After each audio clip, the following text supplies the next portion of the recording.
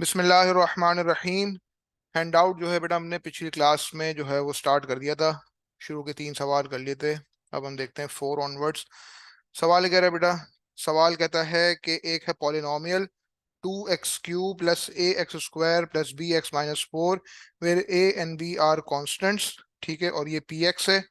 सो एक कंडीशन आपके पास बेटा ये है कि जब इस पॉलिनोमियल को आप डिफरेंशिएट करेंगे विद रिस्पेक्ट टू x तो आपके पास p डैश x आएगा। ठीक है ना, ये वही बात है कि एक फंक्शन आपके पास एफ एक्स हो। ठीक है, तो एफ एक्स को जब आप डिफरेंशिएट करेंगे तो आपके पास आता है एफ डैश एक्स। ठीक है ना, ये P1 का कॉन्सेप्ट है आपका। तो आपको एक कंडीशन यहाँ पे दी हुई है कि x+2 is a factor of P x. ठीक है, and a factor of P dash x. मतलब कि x+2 जो है वो पी एक्स का भी फैक्टर है और P डैश एक्स का भी फैक्टर है। ठीक है, तो इस कंडीशन के तहत आपने क्या करना है, you need to find the values of A and B. ठीक है बेटा, मतलब कि P x is a polynomial.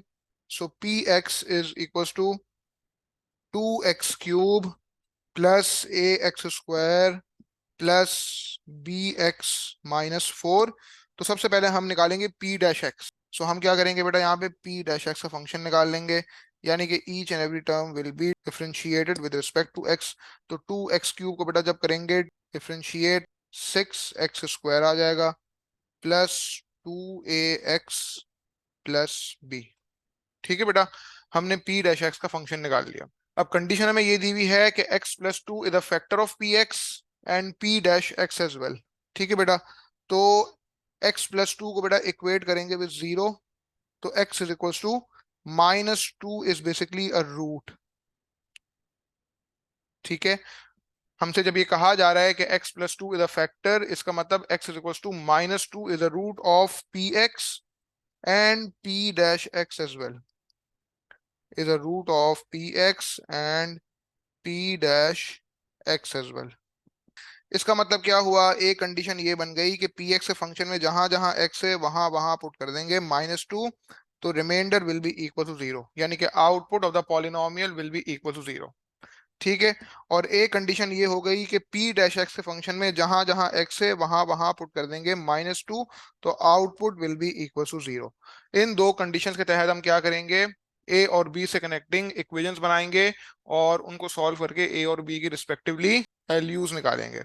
ठीक है बेटा, तो जो सबसे पहली कंडीशन है इसके तहत हम एक इक्वेशन बना लेंगे which is connecting a and b। So 2 multiply by -2 का whole cube plus a multiply by -2 का whole square plus b times -2 and then -4 and this whole thing will be equal to 0। So a और b से connecting बेटा पहली equation हमारे पास आ जाएगी। तो मैं कहूंगा 2 multiply by -8 plus 4a -2b -4 and this whole thing is equal to 0। ठीक है बेटा, तो यहाँ पे ए और बी के अलावा जो बेसिकली जो कांस्टेंट टर्म्स हैं उनको अगर हम सिंप्लीफाई कर लें, सो ये आपके पास हो गया बेटा 4a-2b -20 and this whole thing is equal 0। मतलब कि ए और बी से कनेक्टिंग पहली इक्वेशन बन जाएगी 4a-2b इज इक्वल टू 20। और मैं एक काम बेटा ये भी कर सकता हूँ कि take 2s common. So if I take 2s common, multiply by 2a minus b and this whole thing is equal to 20। लिहाजा 2a minus b will be equals to 20 over 2, मतलब कि it will be equals to 10। यूं समझो आपके पास a और b से connecting पहली equation बन गई। इस बात में कोई मसला अरसलान, इस बात में बेटा आप लोगों को इशू? ठीक है बेटा, तो कंडीशन नंबर 1 के तहत हमारे पास एक इक्वेशन बन गई विच is connecting a and b। उसके बाद बेटा हम क्या करेंगे, उसके बाद हम जो दूसरी वाली कंडीशन है उसको इस्तेमाल कर लेंगे। ठीक है बेटा, तो जब इस वाली कंडीशन को इस्तेमाल करेंगे तो क्या होगा, और वो ये है कि p डैश एक्स फंक्शन में जहां जहां x है वहां वहां सब्स्टिट्यूट कर देंगे -2। तो output of the polynomial will be equal to 0। ठीक है बेटा, यानी कि 6 मल्टीप्लाई बाय -2 का whole square plus 2a into -2 plus b। ठीक है बेटा, and this whole thing will be equal to 0। मतलब कि मैं कह सकता हूं कि 6 इंटू 4 ये हो गया 24, फिर -4a plus B and this whole thing is equal to 0। मतलब मैं कह सकता हूँ कि B minus 4a is equal to -24। ये बेटा मेरे पास ए और बी से कनेक्टिंग इक्वेशन नंबर 2 बन गई। इस बात में बेटा कोई इशू किसी को? बताइए प्लीज, इज इज क्लियर और नॉट? तो ये जो मैंने वर्किंग की बेटा, इसका स्क्रीनशॉट में सेम इसी पेज पे ऊपर पेस्ट कर देता हूँ, ताकि इसी पेज पे हम इसको कंटिन्यू कर सकें। ठीक है बेटा। सो इन दो इक्वेशंस को बेटा सॉल्व कर लीजिए। तो 2a - b is equal to 10। ठीक है, यानी कि 2a - 10 is equal to b। मैंने b को बना दिया सब्जेक्ट, इसको मैं इक्वेशन नंबर 2 में पुट कर दूंगा। यानी कि मैं कहूंगा 2a - 10 -4a is equal to -24। यानी कि बेटा ये क्या हो जाएगा, -2a will be equal to -24 + 10। ठीक है, यानी कि -2a इज इक्वल टू -14, लिहाजा a is equal to -14 divided by -2a की वैल्यू बेटा हो गई इक्वल टू 7। इस बात में बेटा कोई शक? बताइए प्लीज, इज इज क्लियर और नॉट? ए की वैल्यू आ गई 7। और अब जब बेटा ए की वैल्यू आ गई है तो कॉरस्पॉन्डिंग बी की वैल्यू भी निकाल लीजिए। और हमने देखा कि b is equal to 2a - 10, लिहाजा मैं ये कह सकता हूँ कि b is equal to 2 × 7 and then take away 10। तो 14 - 10 बेटा 4 के बराबर हो गया, b की वैल्यू 4 हो गई। ये आपके हो गए 5 मार्क। इस बात में बेटा कोई इशू, कोई स्टेप रिपीट करने की जरूरत है तो प्लीज काइंडली बताएं। ठीक है बेटा, ये हमारा जो है वो पार्ट 1 हो गया।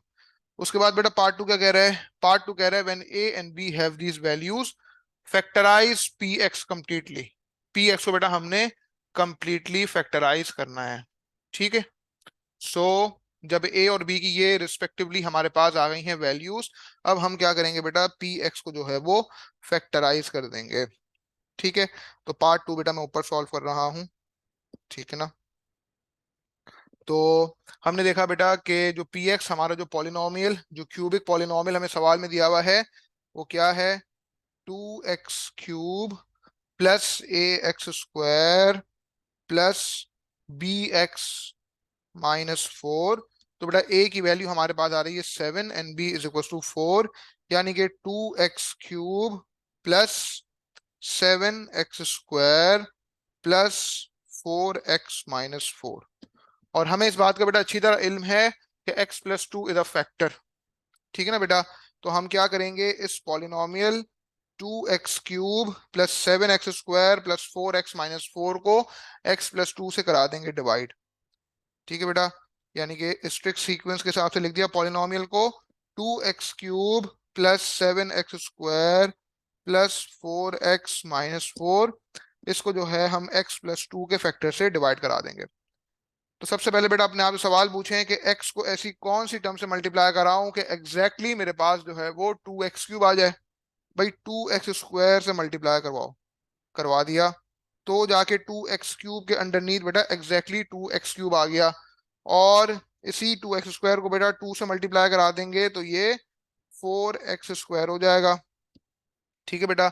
और बज़ाहिरन अभी एलिमिनेशन तो नहीं हो रही है, लेकिन अगर नीचे वाली एक्सप्रेशन को माइनस की साइन से मल्टीप्लाई करा दो बेटा, तो ये हो गया माइनस और ये हो गया माइनस। तो ये 2x³ -2x³ कैंसिल आउट, खत्म, इंतकाल। और यहाँ पे बेटा क्या बच गया, 7x² -4x², यानी कि 3x²। और 4x को बेटा यहाँ पे as it is carry forward कर देंगे। फिर उसके बाद आप ये देखें कि x को ऐसी कौन सी टर्म से मल्टीप्लाई कराएं कि एग्जैक्टली हमारे पास 3x² आ जाए बेटा। 3x से मल्टीप्लाई करवाओ, करवा दिया। तो जाके 3x² के अंडरनीथ एग्जैक्टली 3x² आ गया। और फिर इसी 3x को बेटा 2 से मल्टीप्लाई करा देंगे तो ये 6x हो जाएगा। बज़ाहिर नबी एलिमिनेशन नहीं हो रही, लेकिन अगर नीचे वाली एक्सप्रेशन को माइनस की साइन से मल्टीप्लाई करा दें बेटा, तो ये आपके पास हो गया माइनस और ये हो गया माइनस। सो 3x² -3x² बेटा कैंसिल आउट हो गए।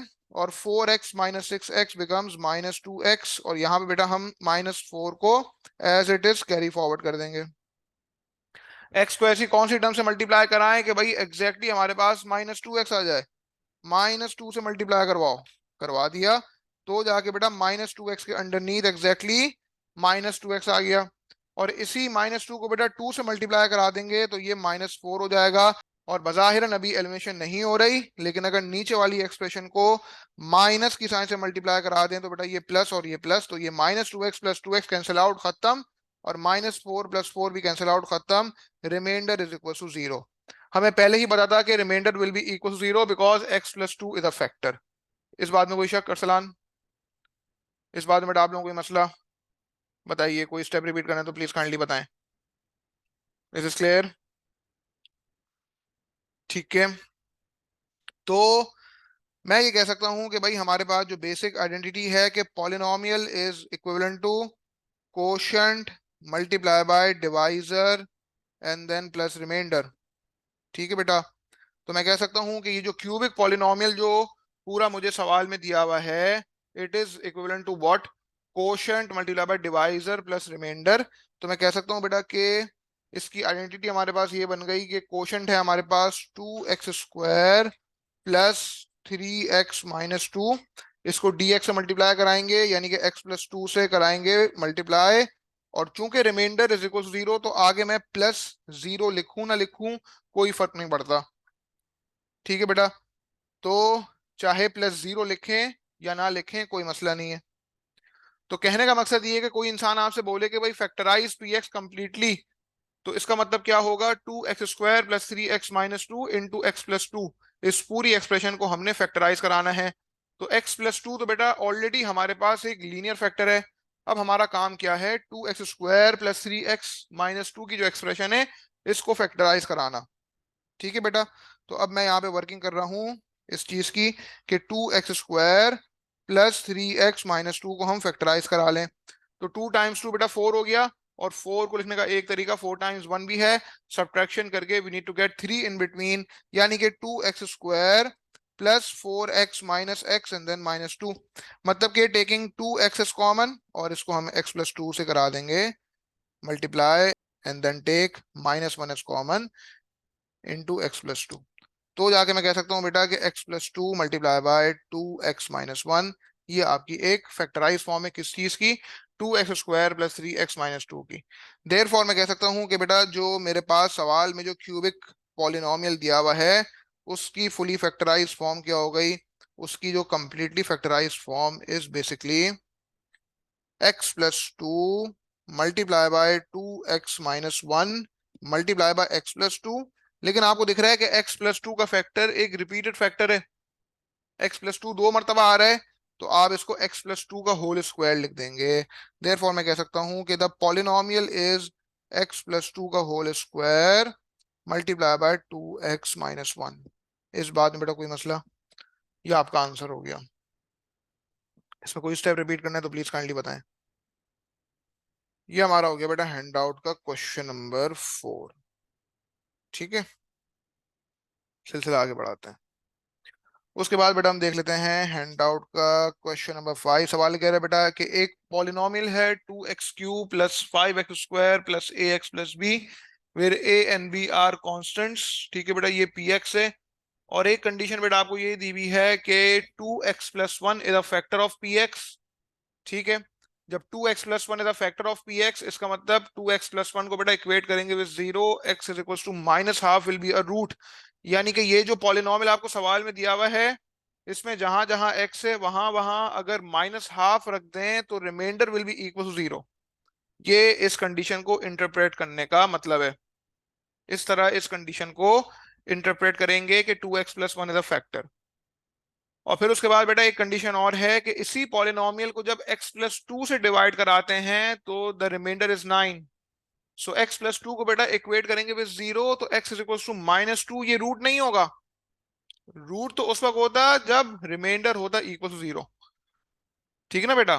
तो x + 2 को जब इक्वेट करेंगे विद 0 तो x इज इक्वल टू -2 को जब इनपुट ऑफ द पॉलिनोमियल रखेंगे तो output will be equal to 9।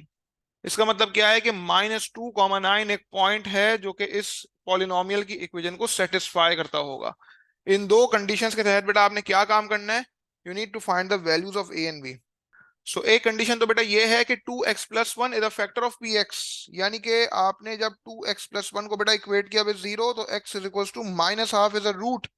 यानी कि ये जो आपको सवाल में पी एक्स दिया हुआ है, ये जो क्यूबिक पॉलिनोमियल दिया हुआ है, इसमें जहां जहां एक्स है वहां वहां रख देंगे -12।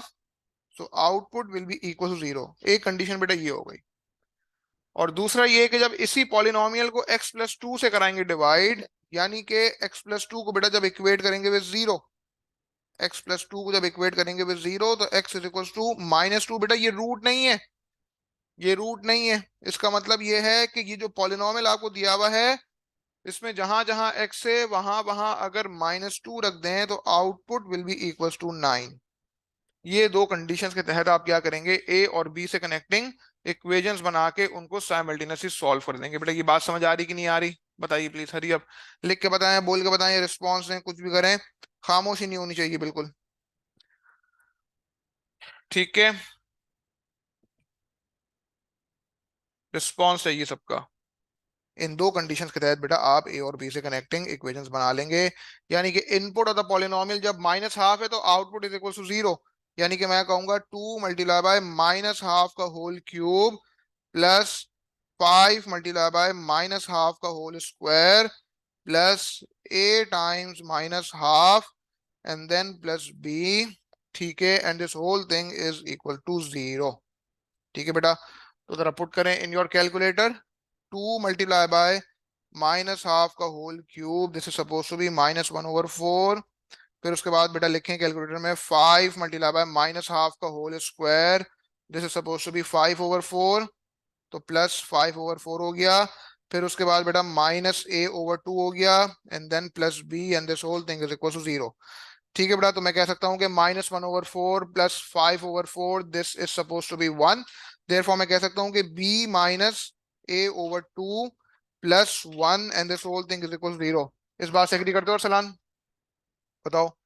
सो मैं कह सकता हूँ कि अगर b को सब्जेक्ट ऑफ द इक्वेशन बना दिया जाए, so b will be equal to a/2 -1। ये बेटा b और a से कनेक्टिंग एक पहली इक्वेशन बन गई। उसके बाद बेटा मैं क्या करूंगा, मैं जो है इनपुट ऑफ द पॉलिनोमियल -2 रखूंगा, तो output will be equal to 9। ठीक है बेटा, इनपुट जब -2 है तो output will be equal to 9 because remainder is 9।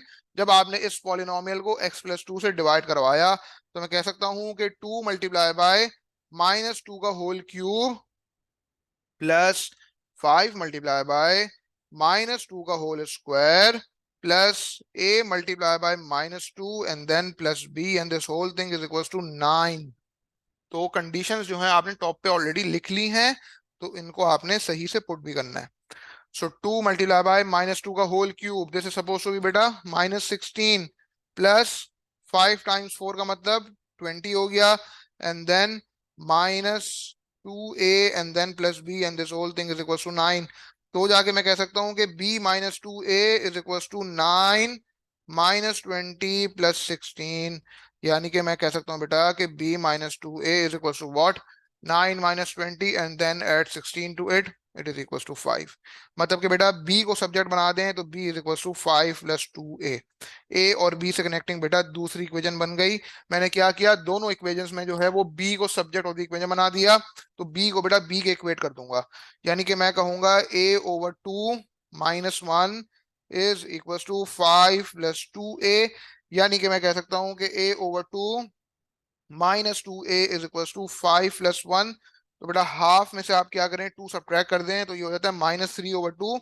यानी कि मैं कहूंगा कि -1.5a इज इक्वल टू 6। लिहाजा a will be equal to 6 divided by -1.5, यानी कि a की वैल्यू बेटा -4 के बराबर हो जाएगी। a की वैल्यू हो गई -4 और b is equal to 5 + 2a। लिहाजा b is equal to 5 + 2 times -4, यानी कि b इज इक्वल टू 5 -8। यानी कि बेटा b is equal to -3। a is equal to -4 and b is equal to -3। This is suppose to be your answer.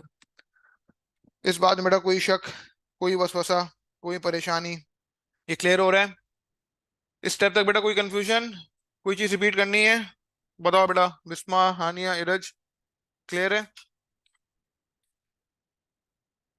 उसके बाद बेटा मैं आप लोगों को 3 मिनट दे रहा हूं। अब देखो, कोशिश क्या किया करो, आपका जो एग्जाम है बेटा आपका जो एग्जाम है वो कितने मार्क्स का है? It is of 75 marks. ठीक है बेटा। और आपके पास जो अवेलेबल हैं कितने, 1 घंटा और 50 मिनट, यानी कि 110 मिनट। ठीक है ना बेटा। अब सिलसिला ये है कि 75 मार्क अटेम्प्ट करने के लिए आपके पास है 110 मिनट। तो बेटा 1 मार्क अटेम्प्ट करने के लिए क्या हो जाएगा, जरा ये देख लो पहले रेशियो इसका। ठीक है, यानी कि 110 इज डिवाइडेड बाय 75। ठीक है ना बेटा। सो आपके पास जो है वो 1 मार्क अटेम्प्ट करने के लिए आपके पास समझो 1.47 मिनट्स है। 1 मार्क के लिए यू हैव 1.47 मिनट्स। अब आपकी कोशिश ये होनी चाहिए कि बेटा ये जैसे 8 मार्क का पूरा सवाल है, तो ये कितनी देर में हो जाए, 8 इंटू 1.47, ये हो गया 11.76। ठीक है। अब बजाय इसके कि मैं इस तरह पॉइंट्स का हिसाब रखूं, कोशिश क्या करो, कोशिश ये करो बेटा जितने मार्क का सवाल हो उतनी देर में अटेम्प्ट हो जाए। अगर आप हर सवाल को अटेम्प्ट करते हुए इस बात को जहन में रखें कि भाई जितने मार्क का सवाल है मैं उतनी देर में कर लूं, तो आप खुद देख सकते हो कि 75 मार्क अगर आप 75 मिनट में कर सके, मतलब वो करना कोई इतना कोई सिंपल सा काम है नहीं। कुछ सवाल ऐसे होंगे जो कि आपसे मतलब कम से कम वक्त में हो जाएंगे, और कुछ सवाल ऐसे होंगे जहां पे आपको थोड़ी सी और चीजें परफॉर्म करनी पड़ जाएंगी। लेकिन अगर आप प्रैक्टिस करते हुए ये माइंड में रखो कि भाई जितने मार्क का सवाल है मैं उतनी ही देर में अटेम्प्ट कर लूं, तो आपको दिखेगा कि पेपर के दिन जब आप ये काम करोगे तो एंड में आपके पास कितना टाइम बच जाएगा एक्स्ट्रा। कोई ऐसा सवाल जो कि आपको टफ टाइम दे सकता है, वहां पे आप थोड़ा वक्त और लगा सकते हो। इस बात को बेटा जहन में बिठा लीजिए। ठीक है, तो कोशिश करें कि 3 मिनट में ये पार्ट 2 अटेम्प्ट कर लें। ना अटेम्प्ट हो अगर 3 मिनट के अंदर, तो क्या करें, 3 इंटू 1.47। अब ये बैठ के एग्जाम में ये नहीं करना है 3 इंटू 1.47 करके जनाब चेक कर रहे हैं कि जनाब हाँ उसकी आ रही है वैल्यू को, चेक करूं कि कितनी देर अवेलेबल है। तो कोशिश करें बेटा जितने मार्क का सवाल हो उतनी देर में अटेम्प्ट हो जाए। मैं पूछता हूँ एग्जैक्टली 3 मिनट बाद, आपका वक्त शुरू होता है अब। अच्छा बेटा, तो पार्ट 2 का आंसर क्या आ रहा है, फुली फैक्टराइज फॉर्म आपके पास क्या आएगी, फुली फैक्टराइज फॉर्म आपके पास आनी चाहिए 2x+1 multiply by x+3 multiply by x-1। ठीक है बेटा। तो जो स्टूडेंट्स ये रिकॉर्डिंग देख रहे हैं फ्यूचर में, ये पार्ट 2 बेटा खुद से अटेम्प्ट करेंगे। अगर सही आंसर ना आए, जो मैंने लिखा हुआ है, अगर ये आंसर ना आए तो फिर मुझसे पूछ लीजिएगा। ठीक है बेटा। हम सिलसिला आगे बढ़ाते हैं। उसके बाद बेटा हम देखते हैं हैंडआउट का अगला सवाल, क्वेश्चन नंबर 6। में फरमाता है कि भाई के एक पॉलिनोमियल है x⁴+3x³ + ax+3, it is denoted by px। It is given that px is divisible by x² - x+1। Find the value of a। इसका मतलब क्या है बेटा, जब इस polynomial with a degree of 4, इसको जब आप x² - x+1 से डिवाइड कराओगे, so the remainder will be equal to 0। ठीक है बेटा, ये इसका मतलब है। इस कंडीशन के तहत आपने क्या करना है, you need to find the value of A. ठीक है बेटा। तो x⁴ +3x³ +0x² +ax+3, इसको हम क्या करेंगे, x² - x+1 से डिवाइड करा देंगे। x² - x+1 से डिवाइड करा देंगे। ठीक है बेटा।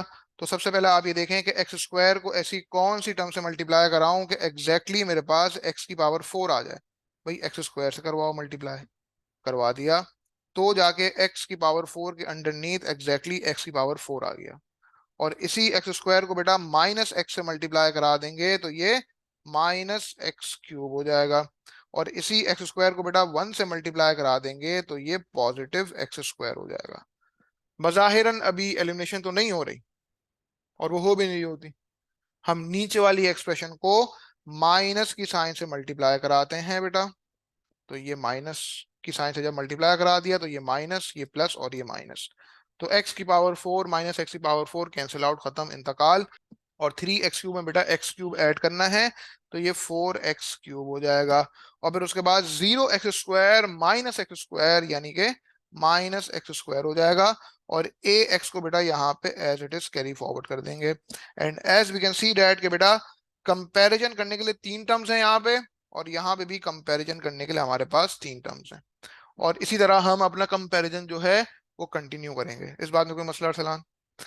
उसके बाद आप ये देखें कि एक्स स्क्वायर को आखिर कौन सी टर्म से मल्टीप्लाई कर रहा हूं बेटा, कि एग्जैक्टली मेरे पास 4x³ आ जाए। 4x से मल्टीप्लाई करवाओ, करवा दिया। तो जाके 4x³ के अंडरनीथ एग्जैक्टली 4x³ आ गया। और इसी 4x को बेटा -x से मल्टीप्लाई करवा देंगे तो ये -4x² हो जाएगा। और इसी 4x को बेटा 1 से मल्टीप्लाई करा दो तो ये +4x हो गया। बज़ाहिरन अभी एलिमिनेशन तो नहीं हो रही, लेकिन अगर नीचे वाली एक्सप्रेशन को माइनस की साइन से मैं मल्टीप्लाई करा दूं तो ये माइनस, ये प्लस और ये माइनस, तो ये 4x³ -4x³ कैंसिल आउट, खत्म, इंतकाल। और यहाँ पे बेटा क्या हो गया, -x² +4x², यानी कि 3x²। और यहाँ पे बेटा क्या हो जाएगा, अब ये जब आपसे कहा जा रहा है कि ax -4x, अब यहाँ पे मैं आपके सामने एक बड़ा सिंपल सा स्टेप परफॉर्म करने वाला हूँ। हर बार आपको वो स्टेप करने की जरूरत नहीं है। वो ये कि बेटा हम क्या कर रहे हैं कि ax -4x, यानी कि take x common, multiply by a-4, या फिर मैं इस तरह भी लिख सकता हूं कि a-4 is completely multiplied by x। तो ये जो मैंने अलग से स्टेप शो किया है ये हर बार करने की जरूरत नहीं पड़ेगी। सीधा आप क्या करेंगे यहाँ पे कि plus a-4 is completely multiplied by x। इस बात से बेटा एग्री करते हैं? बताइए प्लीज, इस बात में कोई कंफ्यूजन? बोलो जरा जल्दी से। और 3 को हम यहाँ पे as it is carry forward कर देंगे। Is it clear Arsalan? उसके बाद बेटा आप ये देखें कि x² को ऐसी कौन सी टर्म से मल्टीप्लाई कराऊं कि एग्जैक्टली मेरे पास 3x² आ जाए। भाई 3 से मल्टीप्लाई करवाओ, करवा दिया। तो जाके 3x² के अंडरनीथ एग्जैक्टली 3x² आ गया। और इसी 3 को बेटा -x से मल्टीप्लाई करा देंगे तो जाके ये -3x हो जाएगा। और इसी 3 को बेटा 1 से मल्टीप्लाई करा देंगे तो ये +3 हो जाएगा। एग्रीड? इस स्टेप तक कोई कंफ्यूजन अरसलान? बताइए। भाई वो मैंने इस तरह लिख दिया ना, a-4 is completely multiply by x, मतलब कि taking x as common multiply by a-4। क्योंकि हमें पता है कि भाई जब आप इस पॉलिनोमियल को x² -x+1 से डिवाइड कराओगे so the remainder will be equal to 0, और रिमाइंडर आपके पास बेटा इन टर्म्स ऑफ a आएगा। तो जाके आप उसको इक्वेट करेंगे विद 0, क्योंकि a अभी अननोन है ना। इसी कंडीशन के तहत क्या करना है, a की वैल्यू निकालनी है।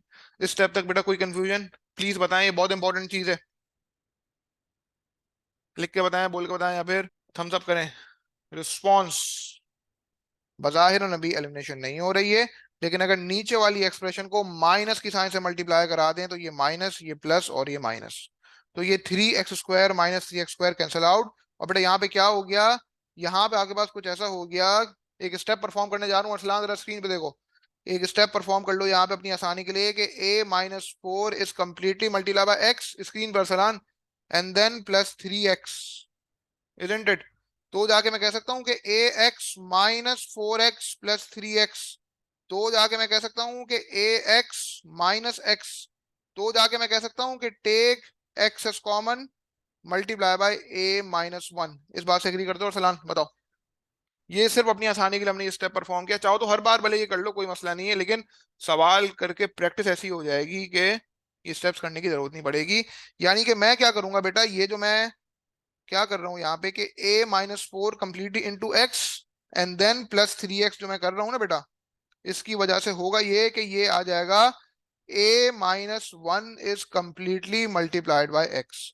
और 3 - 3 बेटा ये हो गया 0, यानी कि रिमाइंडर आपके पास इन टर्म्स ऑफ x क्या आ रहा है, a-1 completely multiply by x। इस बात से एग्री करते हो भाई?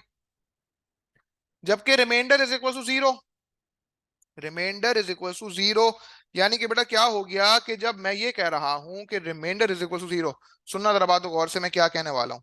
लेट्स से रिमाइंडर जो है वो cx+d की फॉर्म में है।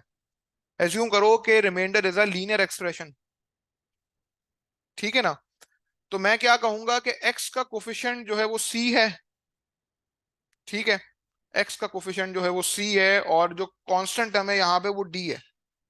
ये उस वक्त है जब मैं कह रहा हूं कि remainder in terms of c and d आ रहा है cx+d। लेकिन जब मैं ये कह रहा हूं कि रिमाइंडर इज इक्वल टू 0, तो उसमें ना एक्स की टर्म होगी और ना ही कांस्टेंट टर्म होगी। तो पता क्या चला कि भाई यहाँ पे जो कांस्टेंट टर्म है वो तो बेटा आपको ऑलरेडी पता है, वो हो गई कैंसिल आउट, यानी कि 3 - 3 वो तो हो गया 0। तो इसका मतलब क्या है, जब रिमाइंडर एग्जिस्ट ही नहीं कर रहा, रिमाइंडर जब 0 के बराबर है, तो एक्स का जो कोफिशिएंट है वो भी इक्वल टू 0 ही होगा, क्योंकि जब रिमाइंडर 0 है उसमें कुछ भी एग्जिस्ट नहीं कर रहा ना। तो एक्स की जो टर्म होगी वो भी एग्जिस्ट नहीं करेगी। तो एक्स का जो कोफिशिएंट यहाँ पे आ रहा है उसको इक्वेट कर देंगे विद 0। यानी कि हम सिंपली क्या करेंगे, सिंस हमें पता है कि रिमाइंडर इज इक्वल टू 0, हम कहेंगे a - 1 इज इक्वल टू 0, लिहाजा a will be equal to 1। ये बेटा a की वैल्यू हमारे पास 1 आ गई as per the requirement of part 1। इस टाइप में बेटा कोई मसला बताइए प्लीज। हानिया, बिस्मा, इरज, पता नहीं इरज का इंटरनेट मसला कर रहा है, क्या सीन है। क्लियर है सर। हाँ भी असलान, ये बात समझ आई। आगे बेटा इसी हैंडआउट में एक सवाल आने वाला है जहां पे ए और बी अननोन होगा, और वहां पे आपके पास ये इन दी एंड जो है ना, ये ए और बी से कनेक्टिंग कुछ ऐसी एक्सप्रेशन बन जाएंगी कि आप ये स्टेप्स अगर ना करो ना जो मैंने आपको समझाएं, आप परेशान हो जाओगे। आप बोलोगे ये हो क्या रहा है। ठीक है, तो आपने इस तरह सवाल को अपने लिए स्टेप बाय स्टेप आसान बनाना है। ये इसीलिए मैंने खास तौर पे ये वाले स्टेप्स भी शो किए हैं, ताकि मैं आपको सिखा सकूं कि एक्चुअली आपने फिर वो in terms of A, in terms of A आगे पास आगे टर्म्स क्या बनेंगी। अभी एक सवाल आएगा आगे हमारे हैंडआउट में जहां पे ए भी अननोन होगा, बी भी अननोन होगा, एंड में जो है वो ए और बी से कनेक्टिंग कुछ ऐसा बनना होगा कि जहां पे अगर एक साइन की गलती कर दो ना, समझो आपका आंसर फिर सही नहीं आएगा। तो बड़ा कोई बेटा फोकस रख के जो है वो सवालों को अटेम्प्ट करना है, स्टेप बाय स्टेप। ठीक है बेटा।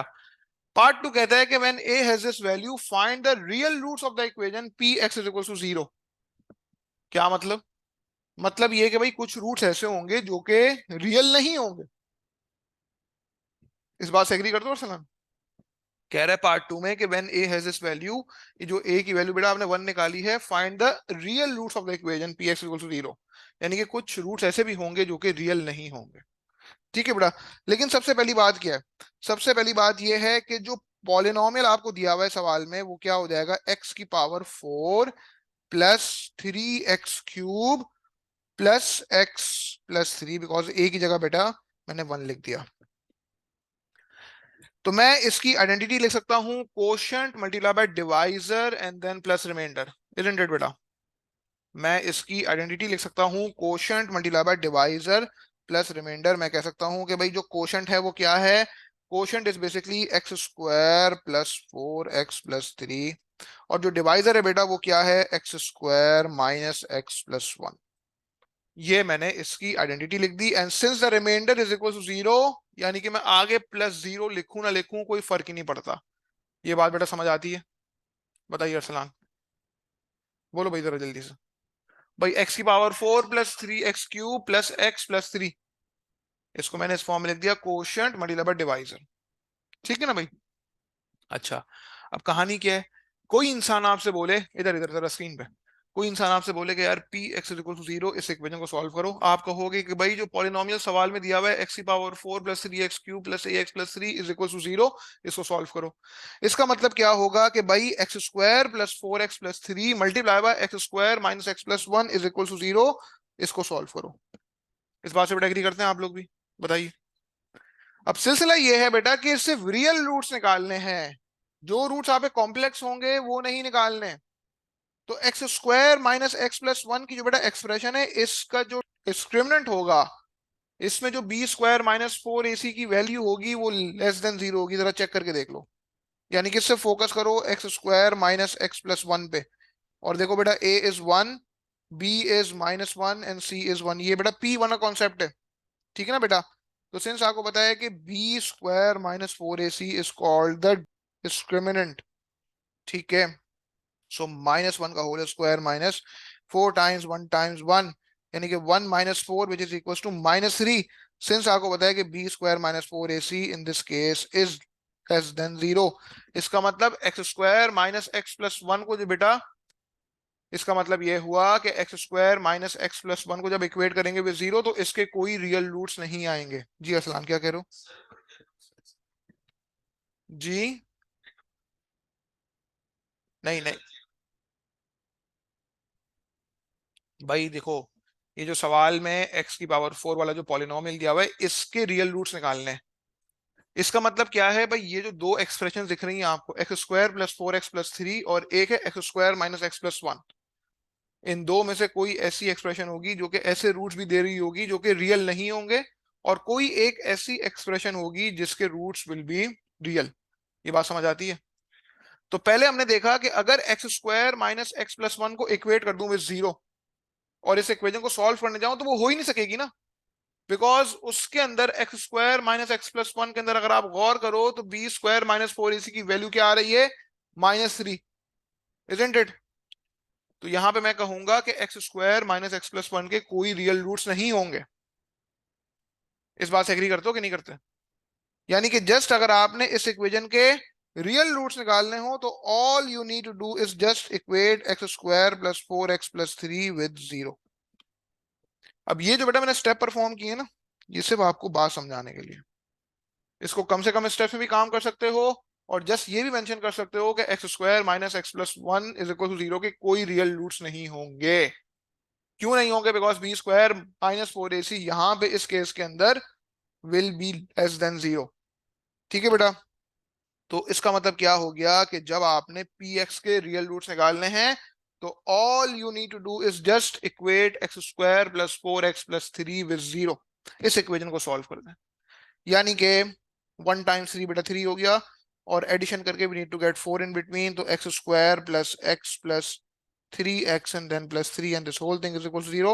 Taking x as common, multiply by x+1, taking 3 as common, multiply by x+1, and this whole thing is equal to 0. लिहाजा x+1 multiply by x+3 is equal to 0. Therefore x is equal to -1, x is equal to -3. These are actually the real roots of the polynomial which is given to you in the question. बाकी roots जो है बेटा वो real नहीं है, वो complex हैं। वो कॉम्प्लेक्स रूट्स निकालते किस तरह हैं, ये हम P3 के कॉम्प्लेक्स नंबर्स के चैप्टर में जाके पढ़ेंगे। वो यहाँ पे निकालना हमारा मकसद नहीं है सवाल के अंदर। वो कॉम्प्लेक्स रूट्स उसने मांगे ही नहीं है। ये बात बेटा आप लोगों को भी समझ आ रही है? बताइए प्लीज जल्दी से, hurry up hurry up hurry up.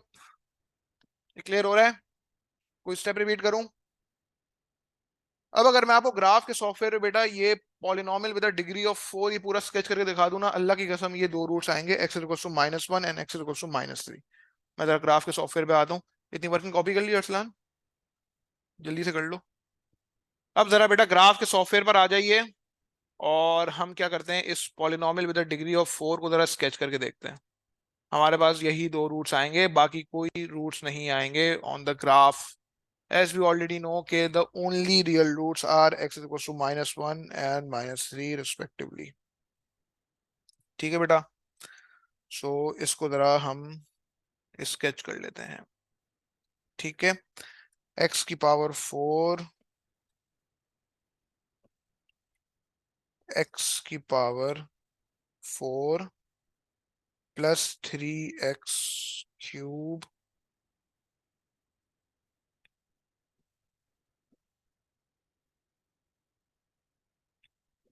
उसका आगे क्या था?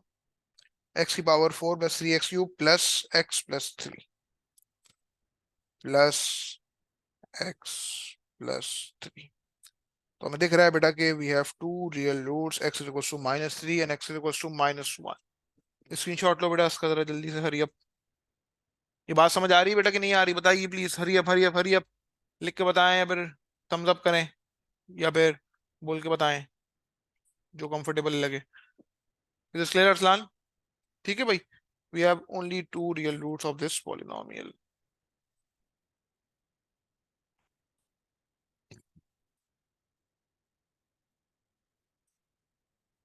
अब जरा वापसी कंप्यूटर की स्क्रीन पर आ जाते हैं।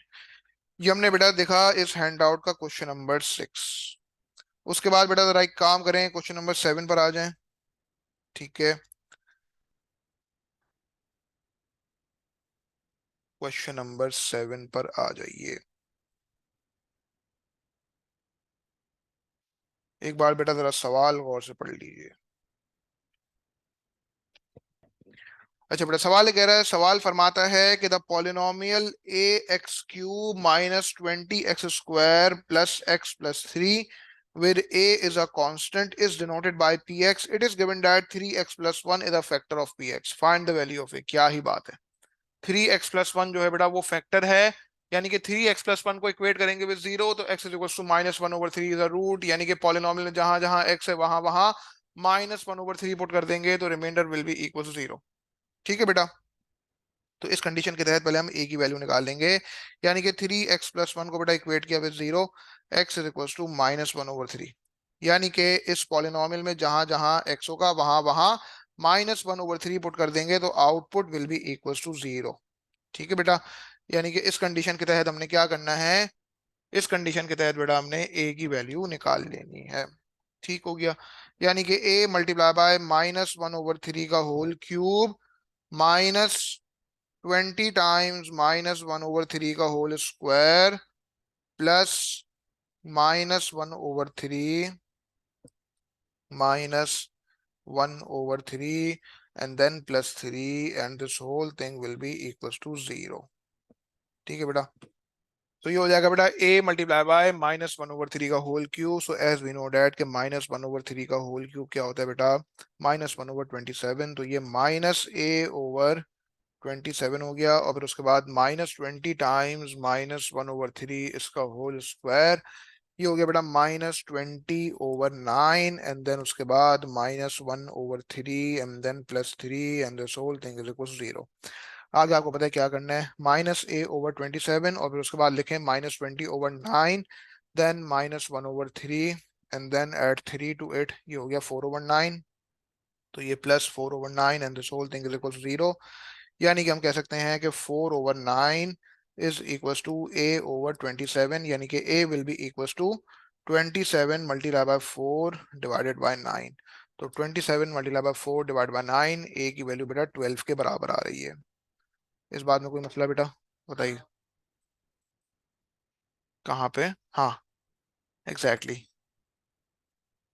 a की वैल्यू इज इक्वल टू 12, इस टाइप में बेटा कोई मसला भाई। ठीक हो गया, पार्ट टू कहता है कि when a has this value factorise px completely. अब ये वाला पार्ट टू मैं यहाँ पे सवाल में specifically equating the coefficients method से करा रहा हूँ। ठीक है बेटा, तो इक्वेटिंग द कोफिशिएंट्स मेथड के जरिए हम पार्ट टू यहाँ पे अटेम्प्ट कर लेते हैं। यानी कि हमें पता है कि बेटा polynomial is equivalent to what, quotient multiply by divisor and then plus remainder. ये हमारे पास एक आइडेंटिटी है, ये हमारे पास है बेसिक पॉलिनोमियल रिलेशनशिप। ठीक है बेटा, यानी कि हमें इस बात का अच्छी तरह इल्म है कि a की वैल्यू आ चुकी है 12, तो 12x³ minus 20x² plus x plus 3, this is exactly equivalent to what, quotient multiply by divisor and then plus remainder. तो बेटा कोशंट क्या आएगा हमें वो भी पता नहीं है, तो उसके लिए हमने स्पेस छोड़ दी यहाँ पे। हाँ इतना पता है कि dx यानी कि 3x प्लस 1 से डिवाइड कराएंगे तो remainder will be equal zero, यानी कि मैं dx की जगह 3x प्लस 1 लिख दूंगा। और चूंकि remainder will be equal to zero because 3x plus 1 से डिवाइड करा रहे हैं, तो आगे मैं प्लस जीरो लिखूं ना लिखूं कोई फर्क नहीं पड़ता। लेकिन इतना मुझे पता है कि भाई जब एक लीनियर एक्सप्रेशन को एक क्वाड्रेटिक एक्सप्रेशन से मल्टीप्लाई कराओगे तो जाके एक क्यूबिक एक्सप्रेशन आएगी। इस बात से एग्री करते हो अरसलान? तो मैं यहाँ पे क्या करूंगा, उस क्वाड्रेटिक एक्सप्रेशन के लिए लिख दूंगा ax² प्लस bx प्लस सी। अब ये जो बेटा a है ये वो a नहीं जो पार्ट वन में निकाला था, हाँ वो मुख्तलिफ चीज है, ये एक मुख्तलिफ चीज है जी। ये इक्वेटिंग द कोफिशिएंट्स मेथड के जरिए हम ये कर रहे हैं।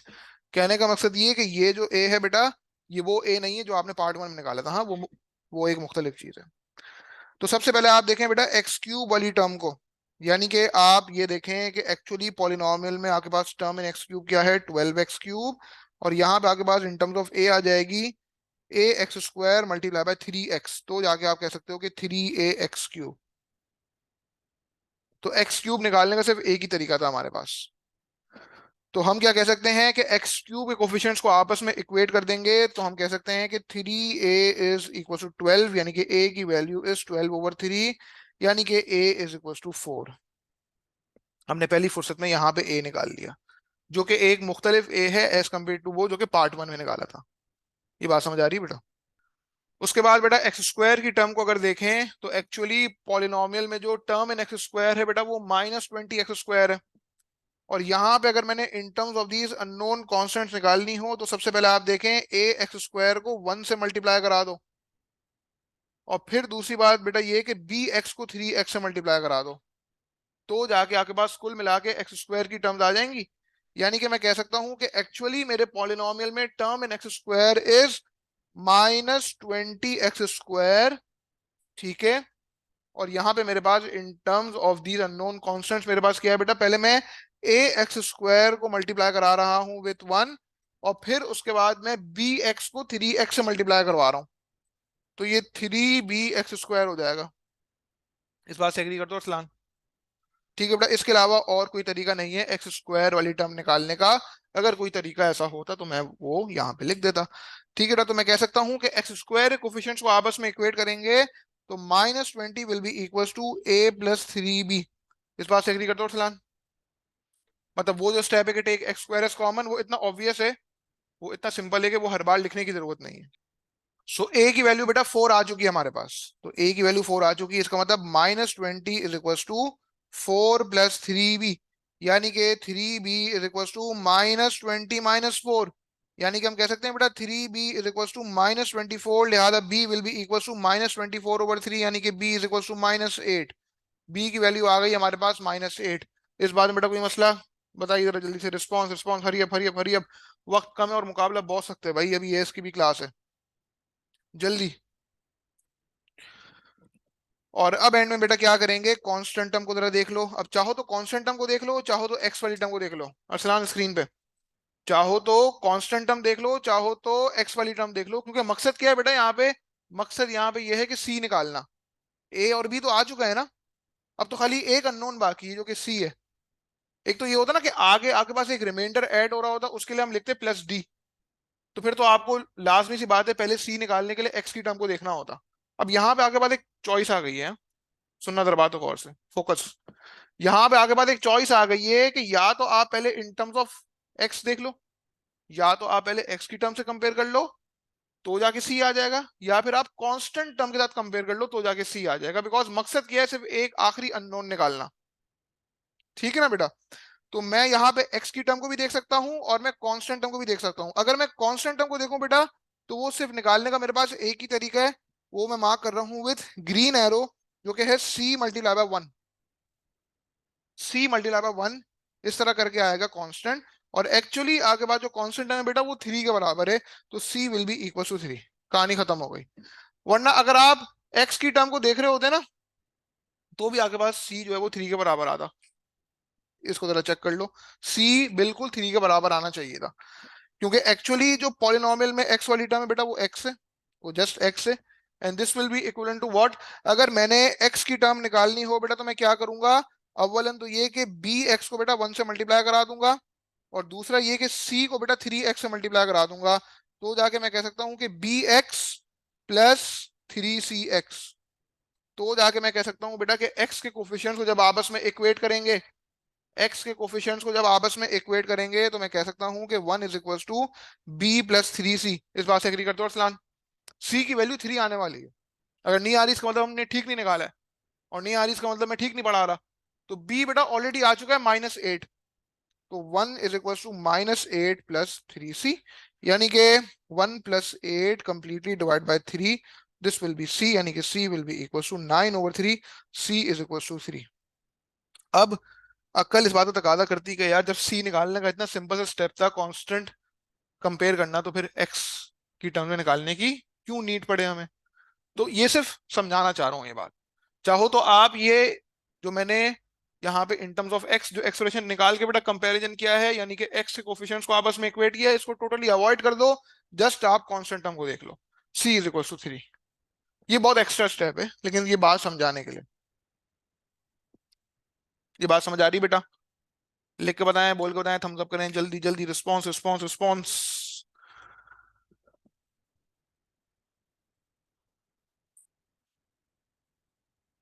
आपको क्लियर हो रहा है बेटा बिस्मा? बताइए। तो बेटा सी जो है वो 3 के बराबर आ गया है। तो जाके मैं कह सकता हूँ कि बेटा यहाँ पे जो कोशेंट है हमारे पास A x square plus B x plus C की फॉर्म में, वो क्या हो गया 4x² minus 8x+3। Isn't it Arsalan? ये बात समझ आ रही है? बताइए, कोई स्टेप में कोई कंफ्यूजन? ये हमारे पास आ गया है कोशेंट। इस बात से एग्री करते हो ना भाई? अब मैं जरा बेटा ये वर्किंग जो है पूरी सेम पेज पे जरा पेस्ट कर दूं ऊपर स्क्रीनशॉट लेके, ठीक है, ताकि एक ही पेज पे हमारा सवाल कंप्लीट हो जाए।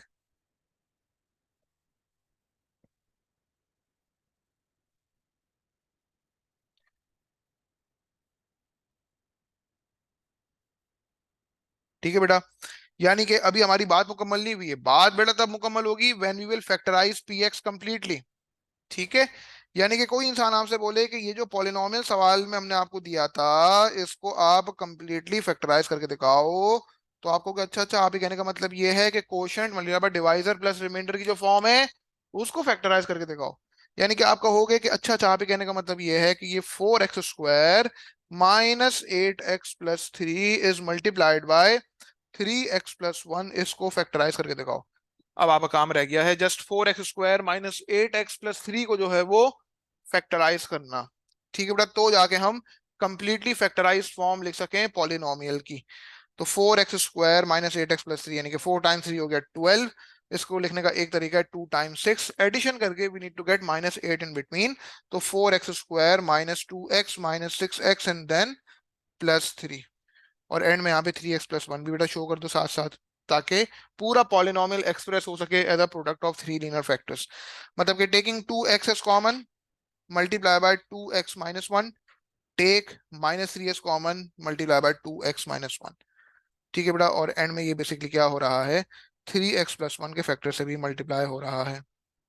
ठीक है, क्योंकि मैं एक ही स्टेप में पूरी फैक्टराइजेशन कर रहा हूँ ऑफ दिस क्यूबिक एक्सप्रेशन। तो ये 2x-1 multiply by 2x-3 multiply by 3x+1, ये आपके पास बेटा कंप्लीटली फैक्टराइज फॉर्म हो गई। इस टाइम में बेटा कोई कंफ्यूजन? प्लीज बताएं, जरा जल्दी से लिख के बताएं, बोल के बताएं, या थम्स अप करें। 3x+1 multiply by 2x-3 multiply by 2x-1। तो बेटा ये हमने देख लिया टिल क्वेश्चन नंबर 7। अच्छा बेटा, इस हैंडआउट का जो नेक्स्ट सवाल है ना, क्वेश्चन नंबर 8, वो अभी वैसे करने का नहीं है। मैं सिर्फ उससे रिलेटेड एक बात डिस्कस कर लूं आपके साथ, बिकॉज P3 में बेटा जब आप डिफरेंशिएशन का कॉन्सेप्ट पढ़ लेंगे, तब जाके आप ये अटेम्प्ट कर सकेंगे।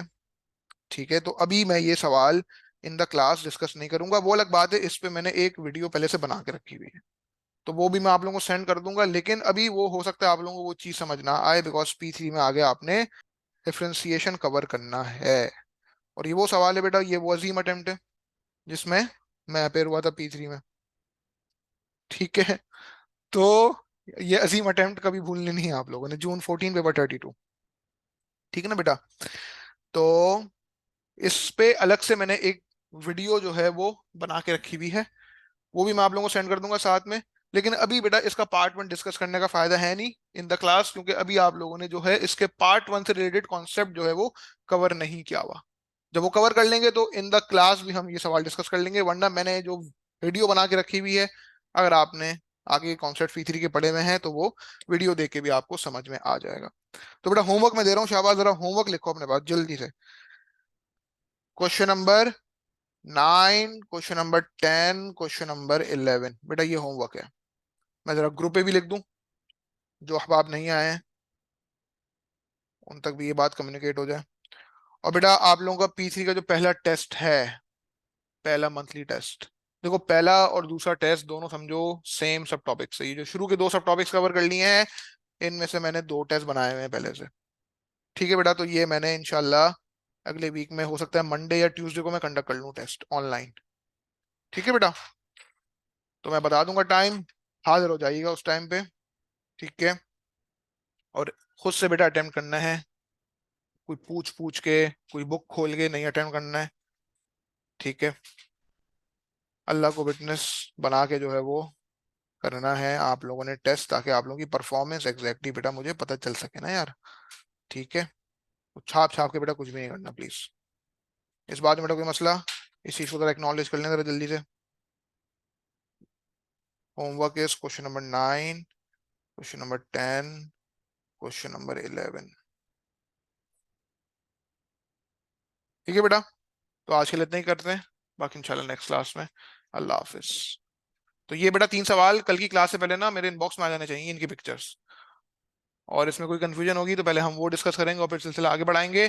कल हमारे पास हमारी जो कल की क्लास है बेटा, वो इस सब टॉपिक की आखिरी क्लास है। ठीक है, इसकी और प्रैक्टिस मैं करा दूंगा। बाकी हैंडआउट के और सवाल होमवर्क में मिल जाएंगे आप लोगों को। और संडे की जो एक्स्ट्रा क्लास है बेटा 6 बजे इंशाल्लाह, उसमें स्टार्ट कर देंगे पार्शियल फ्रैक्शंस। अल्लाह हाफिज।